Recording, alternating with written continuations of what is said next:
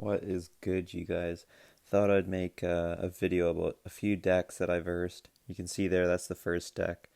And basically, this video is just on a few matchups that are very meta decks and very tough decks. Now, they're not like by the best players or anything like that, but I'm beating very strong players that if you guys learn how to use these matchups as like a kind of insight to see how you can beat very strong players using these decks, you can get a lot better. So just in here, we're fighting this first minor like Inferno Tower deck, minor poison. It's a very strong deck, and at least right here, he does get a little bit of a damage lead, but I think, okay, he played the Inferno Tower, I might be able to build a big enough push. I wanted him to play his ability, which he does, and I have my Pekka just to kind of neutralize that whole push here. And with no I knew that he was going to have some like skeletons or goblins, so I thought, well, Dark Prince behind is pretty strong. That knight plus goblins is pretty good, but I knew there would still be a bit of HP that my bandit could pressure a little bit, so I thought, well, I'll try to add my bandit and see if anything can happen. But he plays a delivery, which is really good. And basically, that just means nothing, but reset the tempo. He's up a little bit of damage, but I'm not out of the game just yet. You know, this is still single elixir. I'm chilling, right? And this guy played really well. I found that the only real way to beat through, especially these minor poison decks, is you have to minimize the minor chip, especially in single elixir. Or if you think you can push through with a big enough push, then do that. Right? I didn't really care what he did.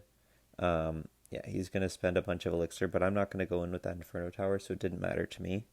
My whole plan was, okay, I have to build a big enough push and I have to get my Pekka down like on his minor or something like that to basically like build enough. And I knew that his next knight was going to be Evo.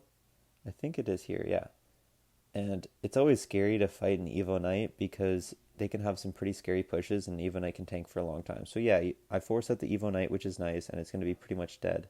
He plays his delivery as well, which he really didn't need. But now I feel like I could build a big enough push with my Evo Archers. That's pretty much a dead like minor dead Evo Archers, or I mean not Evo Archers, but Evo Knight. And this little prince is getting hit by the tower, which is nice, but I see that my P.E.K.K.A. still has a little bit of HP and I can pressure, and those super archers will help a little bit with DPSing down that Inferno Tower, because the Inferno Tower is pretty tanky. Yeah, you see there, the Inferno Tower is practically gone, and he does have to play a whole night, which is nice, right?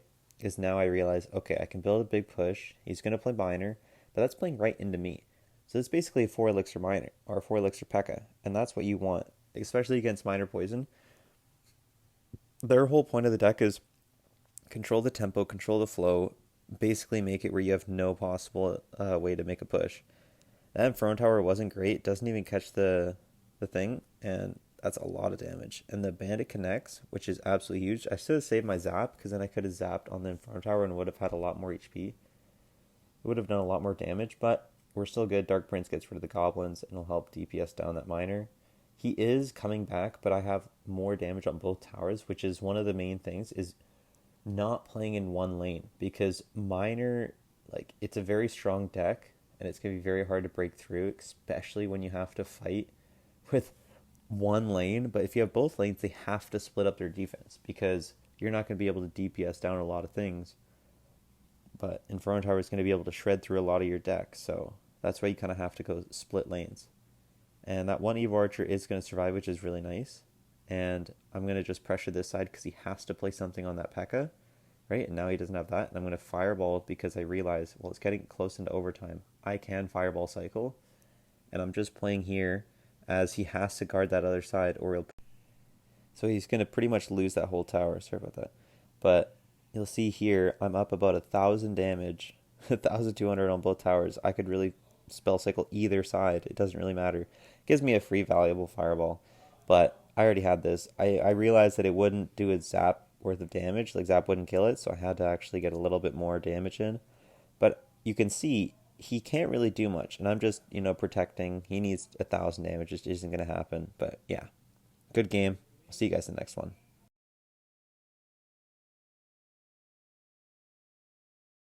All right. In the next match, versing this Hog Rider, like it's almost like a 2.6, but instead of Musketeer, it's Little Prince, and instead of Ice Golem, it's a Prince, which makes it a little bit scarier, but it means I can build a bigger push if he tries to go in with like a Hog Rider plus, other stuff. But you can see right now he's playing very defensive, and that's how a lot of 2.6 players is trying to have nothing on the field except for a Hog Rider, right? That's their ultimate goal. And I realize as soon as he's playing like this, it's probably Hog Rider, even before I see it, so I'm ready for his Hog Rider. Yep, and there it is. I do play it a little late, but that will only be one hit. Well, actually, 0 hits. That's nice. But yeah, playing here, he does need to defend that Pekka because Pekka's, you just can't leave alone, man. But yeah, he's playing this. Bandit does go to that side, which isn't great because then that Little Prince will kind of destroy it, but the Zap kind of gets rid of it and gets a little bit of damage. So we're pretty much equal. But this is the issue with Hog Cycle is they can cycle so fast. And he gets a good amount of damage here. But I'm not in the lead anymore, but now I am. But it's all the same. It's a fireball worth the damage, and he can easily get up. But he played it very expensively at the start because I think he thought he could defend. But, I'm up a little bit of damage, which is nice to see before double elixir. But not every match starts where you're doing okay. I just play Battle Ram in the back because it usually forces out their building or more elixir than Battle Ram. It's very hard to stop for 4 elixir unless you have a building. But yeah, he plays so much that it just gave me fireball value, and while that Prince is going to be alive, I can play Dark Prince, and that shield is so nice against Prince because, yeah, just look at that. And while it's a dead Dark Prince, that one's not going to do anything. And I can either play my Bandit or yeah, and Bandit always works. Basically, what I was worried about was him having his Little Prince supported his Hog Rider and his Guardians basically protecting it. And he kind of has that happen there, but it's not really as scary. Yeah, he plays Hog Rider, I play Battle Ram. He plays Cannon and Skeletons, which is fine. Right, just reset the tempo. He's up in damage, which is the scary thing about Hog Rider, is it can cycle super fast because they have a really quick cycle, especially with the champion. It's even faster. But yeah, practically dead. But the Prince will die right into my Pekka. Like, absolutely nothing. Yeah. And I'm waiting to fireball. I get a good fireball with that and also gets rid of the cannon. It gets a little bit of damage. So I'm going to pressure because he doesn't have his cannon yet.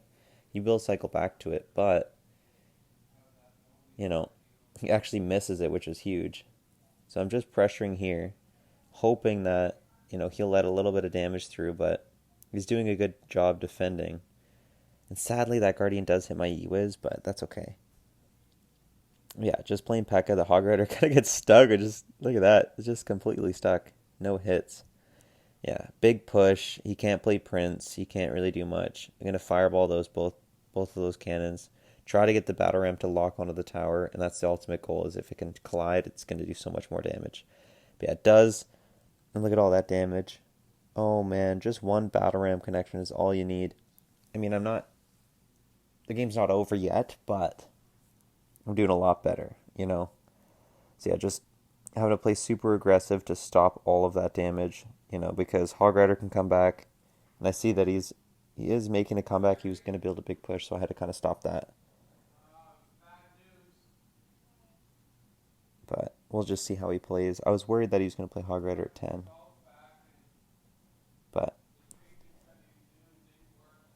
yeah, he's just going to play super aggressive, and I saw that he played his Fireball, so I can play my Super Archers, and they're going to get a lot of value. He does cycle back, but I did get a bit of damage, and that Battle Ram does connect. So that's all I needed to win the game. Just basically pressure and go in both lanes into the third match here. Versing this Hog Rider like Firecracker deck. It does have Bomb Tower, which is kind of easier than Tesla, but Bomb Tower does really good into my Battle Ram, so it's not as easy. Yeah.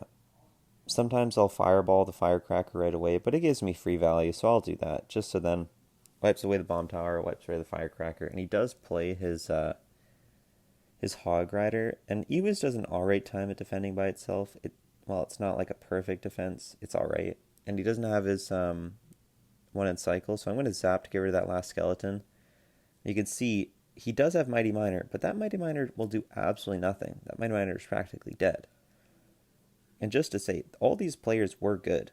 Like, none of these players were, bad or low ranked. Like, they were all 7,500 trophies and above, and their peak rank was, I think, one of them hit Grand Champ, like the first guy, and then everyone else is Royal or Ultimate Champion. No, the first guy is actually Ultimate Champion, and everyone else is Royal or Grand Champ. So they're all very strong players. Yeah, plays Firecracker, does defend it with skeletons, which is nice, but it's still dead, which was kind of a mistake by him. But yeah, I didn't want to play my Dark Prince in front of the archer because I do find that some people will just log one away because they were like, oh, I'll get a bit of damage. And the nice thing about the Dark Prince is the shield. So when you lose that shield, it is kind of annoying. So we're seeing here, I'm worried about him using the ability, and I believe he will. Here, is he going to? No, he doesn't, which is, I don't know why he didn't. It would have been a lot harder for me to stop. I would have had to play my bandit, but I would have still been able to defend. So, yeah, that bandit just does so much work, and it's a good amount of damage. I'm going to zap as well just to minimize all the damage, so it gets 0 hits. And the scary thing is, ooh, that was such a bad firecracker. Really bad firecracker. And that bomb tower, oh, he doesn't have bomb tower. Where's his bomb tower? What's he doing? Yeah, bandit other side. I just sometimes will do that just to basically pressure, and he's going to try to outcycle me to another hog rider, but I have so much on the field that I feel like he can't play into it, right? 9 HP, practically game over. I'm just going to take the tower to confirm it. Now, it is scary. Mighty Miner can take the whole tower, but he just doesn't have the chance to, and he plays hog rider, which doesn't really make any sense, but yeah. Basically, as we're just finishing up, you just have to play super aggressively in single elixir, understanding that you have to defend minimally. And if you're going to defend, don't defend with spells as much as you can. You want to try to build a big enough push. And yeah, he just gives me another tower. But yeah, that's ultimately what you have to do. You can't play as passive as them. You have to play super aggressive in both lanes and just try to build a big push. Final match here versus another, minor wall breakers, or not, minor poison, not wall breakers. But this guy is a pretty similar deck. And Knight first play, he's trying to cycle to his Evolved Knight, which I get. But same kind of thing, you have to play super aggressive. You can't really wait for them to play into you.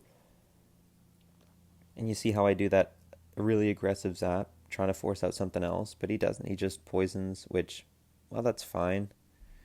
Sadly, it didn't pull. I thought it would have died, but you can kind of see that already I'm at a pretty rough spot, right? I will have to bandit, and if he had enough for his ability, I would have been so dead right here. But yeah, I'm already down a good amount. But that bandit, that little zap that I did, saved me a lot of elixir, or a lot of damage, because it doesn't matter if I was up 2 elixir here, I still wouldn't be able to break through because he has a building. Right? Every minor poison or minor wall breakers always has a building because it's so good defensively. But yeah, I'm not completely out of it. I am down a bit of damage, but I can come back to this, right? I believe, because I was able to break through. Now, since I did play it behind the king tower instead of in the corner, he could play it in more in the middle. But you can see how that bomb tower practically is just gone by that, See, it's very hard to outcycle, right? I could play the Dark Prince this time in front, but far away, so if he does log or something, it won't hit both, right? So Evo Knight is out, so that's really nice, so his miner will not get as much damage. Unless he wants to go the other lane, which wouldn't really make any sense. Try to miner block, doesn't work, but that's okay. Bandit will DPS down, and then use this to kind of destroy that. Yeah, Evo Knight is always scary, but there is a way around it, right? Evo Knight's dead. Now he just has his little prince, but now he doesn't have his little prince for the other side if I do. So I can split my Evo archers, and then I can try to get something pretty nice going, right? Does hit the skeleton first, which is nice. But yeah. So here, I see that the one Evo archer is actually surviving, so I'm like, well, let me pressure in on that side, and he'll have to play something else for it. He does play his delivery, but that's a dead delivery, and I can play my, yeah. So it does get through, and what I was trying to do is have it die, the bomb tower die before my battle ram makes it, because then now look at all that damage. And Evo Knight doesn't matter. Pekka is actually destroying it. And that's how I took the tower. I was just able to pressure, And I was realizing, okay, in the last 15 seconds, I can't let anything connect. But, other than that, I was fine. But you saw there, I was just trying to defend really, really tough. Because some of these matchups are really tough to fight. But if you just play super aggressive and you have to wait for their certain cards that are kind of stopping your pushes to be out of cycle or on the other side, that's when you can win. But yeah, see you guys in the next one.